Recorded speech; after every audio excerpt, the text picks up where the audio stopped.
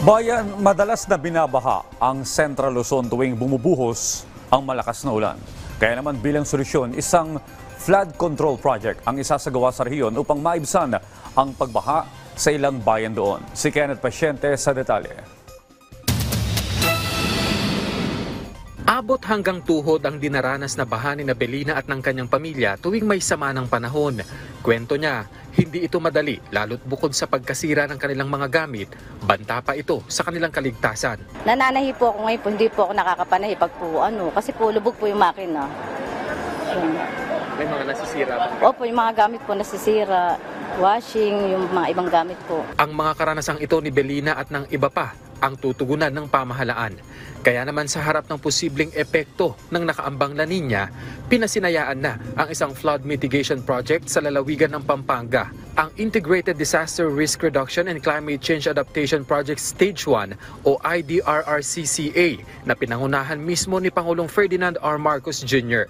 Ayon sa Pangulo, malaking tulong ang proyekto para ibsan ang problema sa baha, lalo na sa mga mabababang lugar sa lalawigan. Once it is fully completed, the IDRR-CCA will reduce the flood level and flood duration from 68 days to 17 days in the municipalities of Macabebe, Masantol, Minalin, and Santo Tomas.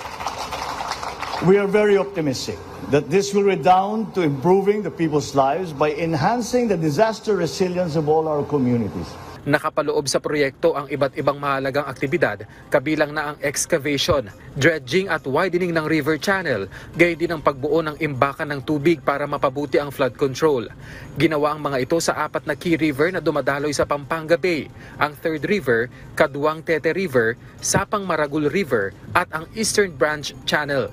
Pero giit ng Pangulo na bagaman malaking bagay ang proyekto, kailangan pa rin ng whole-of-nation approach sa mga kalamidad. With climate change and with the effects of an increasing overpopulation, we expect that we will experience more and more of these historic flooding events. For flood control to work, we must do our part in maintaining our canals and waterways and in recycling and properly disposing of our garbage. Gayunman, tiniyak ng Pangulo na patuloy na magtatrabaho ang pamahalaan para matiyak na maisa sa katuparan ng mga inisyatiba na pakikinabangan at poprotekta sa taong bayan at kalikasan.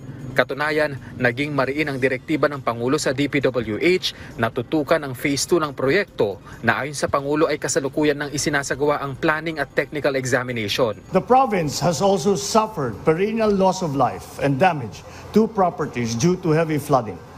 So it had to be addressed through the construction of these flood control structures. Nagkakahalaga ng 7.57 billion pesos ang proyekto na pinondohan sa ilalim ng Official Development Assistance sa tulong ng Republic of Korea sa ilalim ng Korean Economic Development Cooperation Fund.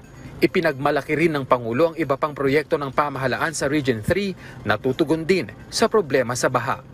Kenneth Pasyente, para sa Pambansang TV, sa Bagong Pilipinas.